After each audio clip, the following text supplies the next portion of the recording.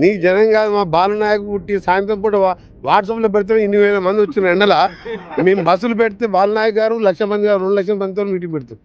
మీ ప్రజలు వేరు, ఓట్లు వేయడం వేరు. తెలంగాణ ఇచ్చిన పార్టీ అంటే కాంగ్రెస్ రా. ఈ పార్టీని మనం 2 సార్లు అన్యాయం చేసినాం. దళితులు ముఖ్యమంత్రి అంటే దళితులను అడ్డే చేసినాము. డబుల్ బెడ్రూమ్ అంటే నీ బిడ్డ వస్తే ఎడ పండుకుంటాడు, అల్లుడేడ పండుకుంటాడు అంటే అట్లా కోసం పోయినాము. ఎస్టీలకు 12% రిజర్వేషన్ అంటే ఎస్టీలు ఓటు వేసిండు. ముస్లింలకు 12% అంటే ముస్లింలకు 12%. ఇందుకు అట్లా మేము 20 ఇంటిగ్రేటెడ్ స్కూల్ కడతామని చెప్పినామా? మేము 20,000 పెడితే స్కూల్ కడతామని చెప్పినామా? చెప్పలే. చెప్పకుండా చెప్పి చూస్తున్నాం. కేసీఆర్ కూడా ఎన్నో గురుకులాలు కట్టారు, రెసిడెన్షియల్ కట్టిన మన నా ఎమ్మటి దేవరకొండకు రా, నల్గొండకు రా, తిప్పర్తికి రా.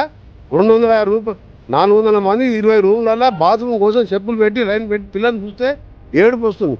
మన పెద్ద ఊరిలో ఒక ఎస్టీ హాస్టల్ చూసి బాధ అనిపించి అక్కడ ఆఫీసర్లు ప్రజలు చెప్తే 40 లక్షలు పెట్టి నా కోమటిరెడ్డి ప్రతీక్ ఫౌండేషన్ మీద పెద్ద హాస్టల్ 40 లక్షలు పెట్టి రిపేర్ చేయించిన. ఇవాళ ఎస్టీ హాస్టల్ మీరు పెద్ద ఊర్లో పోయి చూసిన కార్పొరేట్ స్టైల్లో చేసిన. మరి ఎందుకు చేయలే? 10 ఏళ్ళకి వెళ్ళి ఆంధ్రోడు చేయకపోయా. తెలంగాణ వచ్చే 10 ఏళ్ళల్లో 6.5 లక్షల కోట్లు అప్పు చేస్తుంది. ఇవాళ మేము అప్పు చేసి ఏం చేస్తున్నాం? స్కూల్ కడుతున్నాం, కేజీబీవీ స్కూల్ కడుతున్నాం, పబ్లిక్ స్కూల్ కడుతున్నాం. ఆయనలాగా చిల్లర మల్లర చేసి మొత్తం ఇవాళ 1,000 కోట్లకు పోయి దాన్ని పంచుకుంటానికి కొట్టుకుంటానికి వరంగల్ పెట్టుకో, ఏనలు పెట్టుకో, మాకేం సంబంధం?